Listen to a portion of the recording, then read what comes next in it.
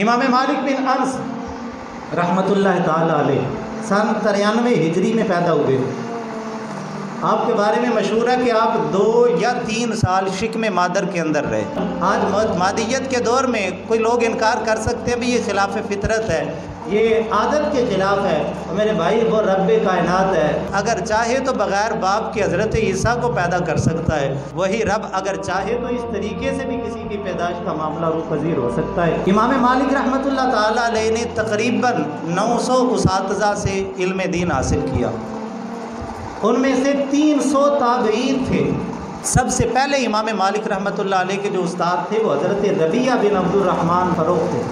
یہ وہ ربیعہ بن عبد الرحمن ہے کہ جن کی شاگردی کے اندر حضرت خواجہ حسن بصری بیٹھا کرتے تھے، جن کے شاگردوں میں امام اوزاعی کا نام آتا ہے۔ یہ ربیعہ بن عبد الرحمن سب سے پہلے امام مالک کے استاد محترم یہ تھے۔ اور آپ کی زیرت میں آتا ہے جس دن امام مالک رحمۃ اللہ تعالیٰ علیہ نے حفظ قرآن مکمل کیا تو آپ کی والدہ نے سر پہ امامہ باندھا اور امامہ باندھ کے کہنے لگیں جاؤ بیٹا آج کے بعد حضرت ربیعۃ الرائے کی مجلس کے اندر جا کے بیٹھا کرو اور آپ سے رسول اللہ صلی اللہ علیہ وسلم کی احادیث کا علم حاصل کرو۔ اور حضرت ربیعہ مسجد نبوی میں درس حدیث دیا کرتے تھے۔ امام مالک رحمۃ اللہ علیہ جتنی حدیثیں سنتے علیحدگی میں جاتے اور اس وقت تک ان کو پڑھتے رہتے کہ جب تک وہ ساری حدیثیں زبانی حفظ نہ ہو جاتی۔ اور امام مالک رحمۃ اللہ علیہ کو اللہ تعالیٰ نے بڑا حافظہ عطا فرمایا تھا۔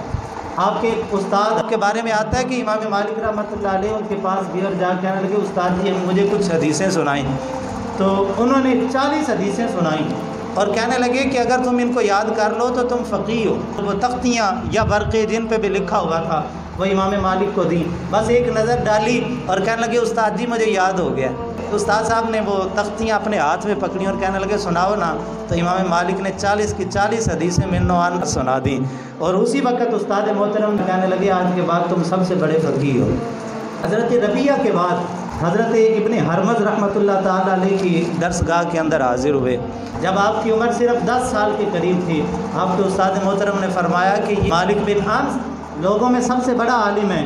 اور ابن حرمز کے وصال کے بعد حضرت امام مالک رحمۃ اللہ علیہ نے شاگردی کی حضرت نافع رحمۃ اللہ تعالیٰ علیہ کی۔ یہ حضرت عبداللہ بن عمر کے غلام تھے اور یہ بہت بوڑھے ہو چکے تھے، اور چونکہ بوڑھا بندہ چڑچڑا ہو جاتا ہے، حضرت نافع بھی بڑے غصے والے تھے، بڑے جذباتی، چھوٹی چھوٹی بات پہ جھڑک دیتے تھے۔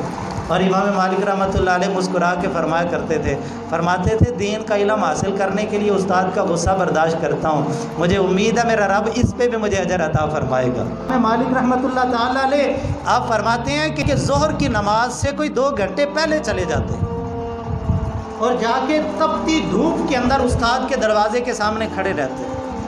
اللہ اللہ، کسی نے پوچھا حضرت اتنی جلدی کیوں آ جاتے ہو؟ فرماتے ہیں کبھی کبھی استاد جی زور کی نماز جلدی پڑھنے کے لیے آ جاتے ہیں، میں ڈرتا ہوں کوئی علم کی بات مجھ سے رہ نہ جائے، اس لیے میں 2 گھنٹے پہلے ہی آ جاتا ہوں۔ اور کافی دیر پہلے آ کے تپتی دھوپ کے اندر دروازے پہ دستک بھی نہیں دینی، کھٹکانا بھی نہیں کہ کہیں استاد کی بے ادبی نہ ہو جائے۔ حضرت نافع نے اپنی مرضی سے نکلنا ہے، اور امام مالک پھر ایسے ہاتھ باندھ کے پٹکا ہاتھ میں پکڑا ہوتا تھا اور حضرت نافع کے پیچھے پیچھے جیسے غلام اپنے آقا کے پیچھے چلتا ہے، حضرت نافع کے پیچھے پیچھے حضرت مالک بن انس ایسے چلا کرتے تھے۔ اور پھر جب استاد صاحب نے مسجد کے اندر جانا تو آپ نے پٹکا دینا، کہنا حضرت پسینہ خشک کر لیں۔ خود جو 2 گھنٹوں سے تپتی دھوپ میں کھڑا ہوا ہے وہ اپنا پسینہ صاف کرنے کی بات نہیں کرتا، حضرت نافع نے پسینہ خشک کرنا اور پھر بڑے ادب سے جب نماز پڑھ لینی، حضرت نافع نے تسلی کے ساتھ بیٹھ جانا۔ جب آپ نے دیکھنا کہ اب استاد صاحب کا موڈ ٹھیک ہو گیا ہے، پھر آپ نے کوئی مسئلہ پوچھنا، کوئی حدیث پاک پوچھ لینی، کسی دین کے معاملے میں گفتگو شروع کر دینی اور پھر دین کی مجلس کا آغاز ہو جانا۔ یہ تھا ان لوگوں کا ادب۔ صبح کے وقت ناظرہ قرآن پاک پڑھایا کرتا تھا۔ ان ایام میں نماز فجر پڑھ کے 15-15 20-20 منٹ آدھا گھنٹہ اکیلے ہی مسجد میں بیٹھے رہنا، کوئی شاگرد پڑھنے کے لیے نہیں آ رہا اور منہ اٹھا کے دیکھ رہے ہیں جی کوئی پڑھنے کے لیے آئے تو اس کو کوئی 2 لفظ پڑھا دیں۔ یہ کیفیت آج ہماری ہے، استاد بیٹھا ہوا ہے اور شاگرد جو ہے وہ اپنی موج کے ساتھ آ رہا ہے۔ وہ لوگ تھے، اب دیکھیں نا علم ایسے حاصل کیا اس عزت کے ساتھ جنہوں نے دین سیکھا ہوگا، پھر رب نے کتنی برکتوں سے نوازا ہوگا۔ حضرت نافع کے بعد آپ نے ابن شہاب زہری کی درس گاہ کے اندر حاضری کا بھی شرف حاصل کیا، اور ابن شہاب के शागिर्द इमाम मालिक थे और इन्हीं के शागिर्द इमाम मालिक के उस्ताद भी थे। हज़रत रबियतुर राय भी इनकी शागिर्दी में आया करते थे। और इमाम मालिक भी एक दिन दोनों शागिर्द उस्ताद इकट्ठे हो गए इब्न शहाब के सामने। इब्न शहाब ने एक मसला हज़रत रबियतुर राय से पूछा और फरमाया रबिया इस बारे में अपना फतवा दो। हज़रत रबियतुर राय ने अपना फतवा दिया। फिर हज़रत इब्न शहाब ज़ोहरी ने इमाम मालिक को फरमाया कि मालिक तुम भी इस बारे में अपनी राय दो। हज़रत इमाम मालिक कहने लगे नहीं जी उस्ताद जी ने कह दिया बस कह दिया। अब उस्ताद साहब के होते हुए मैं कौन होता हूँ बात करने वाला।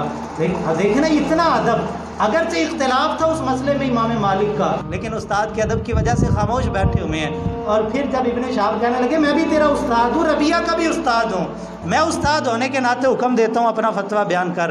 अब इमाम मालिक ने अपना फतवा दिया लेकिन नज़रें झुकी हुई हैं। अदब की ये हालत है कि अपना मुद्दा भी बयान कर रहे हैं और अपने उस्ताद के सामने इस अदब के साथ बयान कर रहे हैं। आपकी सीरत में आता है कि एक वक़्त ऐसा था कि आपको एक किताब की ज़रूरत थी और उस किताब को ख़रीदने के लिए आपके पास पैसे नहीं थे। हज़रत इमाम मालिक रहमतुल्लाह ताला अलैह तन्हाई में बैठे सोच रहे थे आप क्या करो। अचानक अपने घर में बैठे हुए थे तो घर की छत पे निगाह पड़ी। आप गए छत पे चढ़े, अपने घर की सारी छत को उधेड़ दिया और घर की जो छत की उधड़ी हुई लकड़ियाँ थीं, जो भी चीज़ें, जो लोहा वगैरह जो भी इकट्ठा हुआ सारा बाज़ार में जाके फ़रोख्त किया और उसको बेचने के बाद जो पैसे मिले उनसे किताब ख़रीद ली।